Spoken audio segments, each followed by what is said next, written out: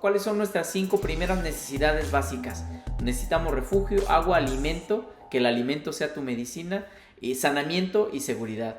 Entonces el refugio, nosotros empezamos a ver también los patrones del sol, del viento, para poder alinear nuestras construcciones con el calor del sol, para poder cosechar energía solar, para poder cosechar energía eólica, para poder poner nuestros sistemas forestales donde ya sea que nos guíen una corriente de aire que necesitemos o que la aminoren una corriente que no necesitamos. Entonces empezamos a ver estos patrones que están alrededor de nosotros para empezar a diseñar ese refugio. Y esto es lo que nos da la orientación de la casa. Una casa tiene que respirar, una casa tiene que estar viva, tiene que cosechar su agua, tiene que producir su alimento. Y hay un ejemplo muy claro de estas construcciones que son los airships. Hay un documental que está buenísimo que se llama El Guerrero de la Basura.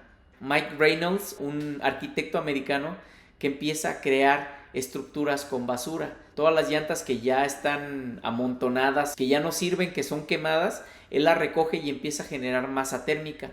En las construcciones ya no necesitas aire acondicionado porque estás regulando la temperatura con la tierra, con el sol y con la masa térmica. Entonces es una combinación del conocimiento de estos recursos que se tienen y que todos lo tenemos. No necesariamente tiene que ser con llantas, podemos hacerlo con simple tierra, casas escarbadas. Necesitamos tener el conocimiento de esos patrones de nuestro entorno para saber cómo vamos a construir nuestro refugio. Bill Mollison nos platica en su libro del manual del diseñador que observemos cómo viven los animales en nuestro ecosistema, que observemos nuestra arquitectura vernácula y que a raíz de eso vamos a nosotros empezar a ver, por ejemplo, nosotros que vivimos en el semidesierto, toda la vida hay mucho sol, toda la vida está siempre refugiada abajo, en el suelo. Entonces, ¿qué nos conviene a nosotros también? Pues hacer cuevas, hacer casas enterradas, ¿no? En cierta forma, orientarlas al sol para tener algo solar, para producir comida, para generar una buena temperatura en invierno. Simplemente tenemos que conocer nuestro ecosistema, empezar a ver a la naturaleza, cómo está sobreviviendo los animales, cómo hacen sus refugios en ese ecosistema para empezar a entenderlo. Y luego tenemos la recolección de agua. Estas tecnologías son ancestrales. Tenemos, por ejemplo, la cisterna maya. Pues se hace prácticamente una vasija en el suelo y se hace una superficie que capture el agua. Pues esto se transmina así como dicen, para hacer también biopiscinas, ¿no? Pero es que eso se va a transminar, es que vas a perder el agua.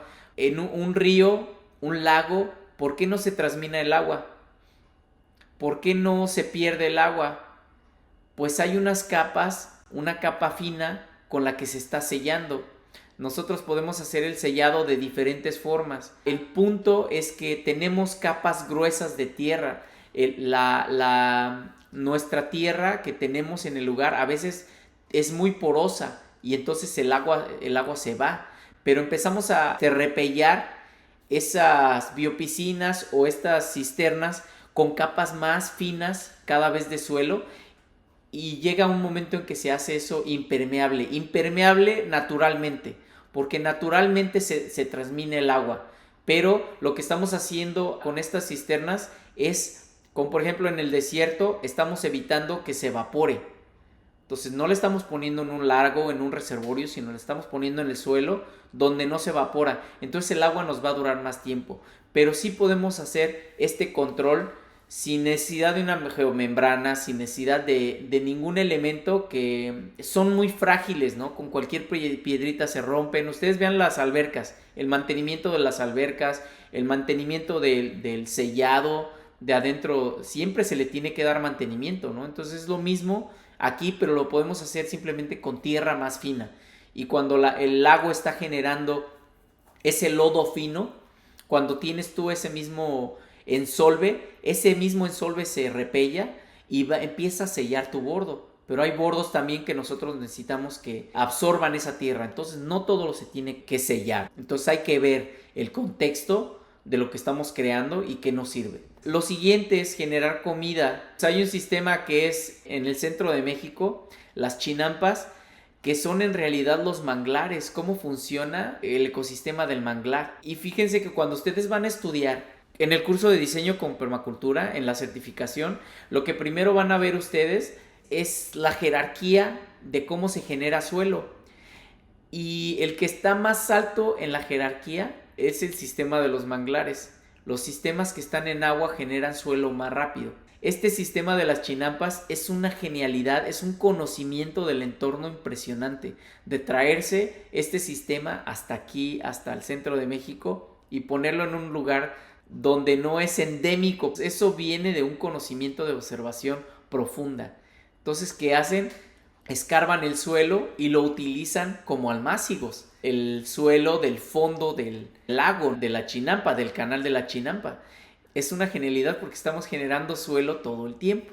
El otro ejemplo para crear alimento, pues son estos invernaderos donde tenemos un control dependiendo la temperatura afuera. Podemos orientar la casa de manera que podamos tener una sala donde estamos produciendo comida y donde estamos produciendo oxígeno también. Esto depende también del contexto que nosotros tengamos. Y ya hay ejemplos como esto que son las airships. El saneamiento, nosotros hemos utilizado el baño seco. Lo tenemos también implementado allá en el Espejo.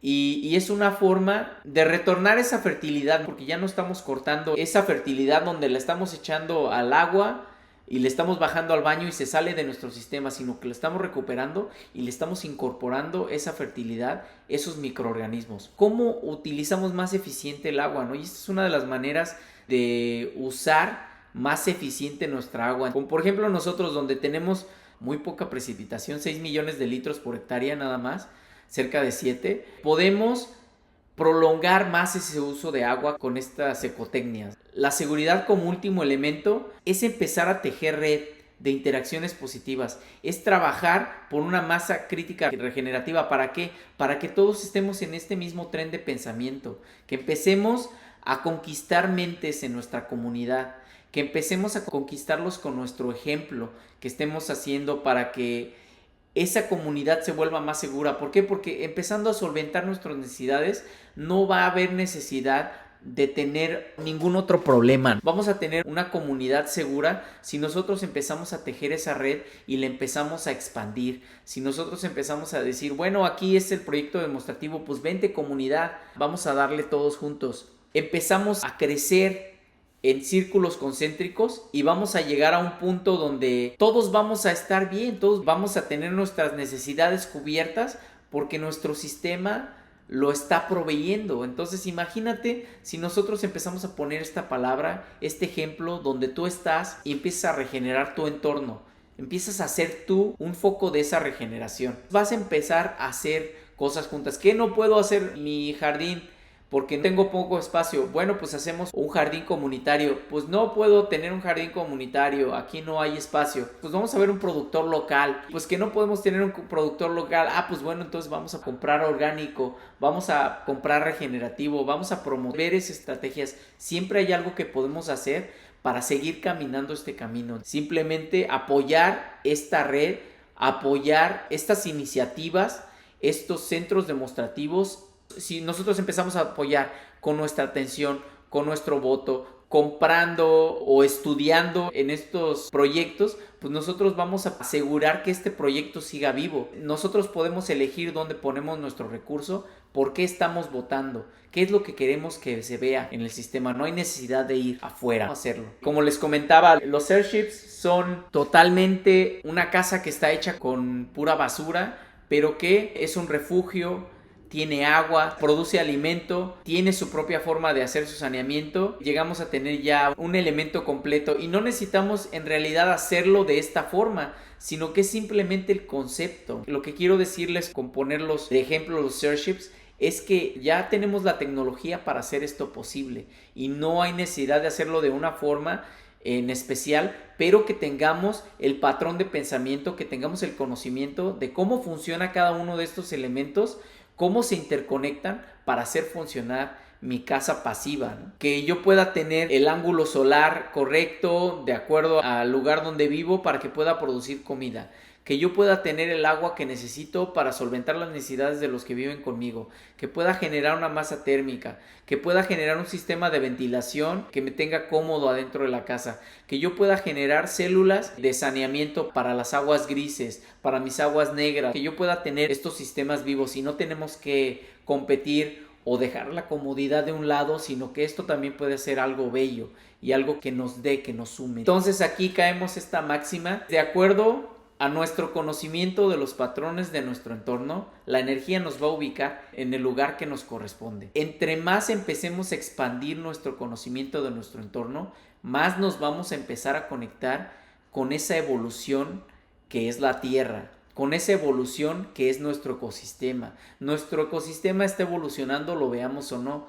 Lo cortamos y él empieza a evolucionar otra vez. Vienen todas las hierbas malas, que son todas las pioneras reparadoras del sistema, y vamos a empezar a ver que luego empiezan a salir muchas hierbas venenosas o que pican o que tienen mucha espina, porque empiezan a proteger el espacio, y después empiezan hay un método dentro de esa regeneración. Entonces imagínate conocer cómo se regenera la naturaleza, y que con nosotros ya con la tecnología que tenemos podemos acelerar la regeneración de este sistema. Entonces aquí vamos a aprender todos estos elementos que nosotros necesitamos para hacer este proyecto realidad. Expandir nuestro conocimiento en nuestro entorno, y como siempre lo hemos dicho, comunidad, tosepan, matipatlanican, nochipa, tosepan. Juntos, volemos siempre juntos. O sea, vamos a hacer comunidad. Vamos a volar, pero vamos a volar juntos. Esa es la invitación.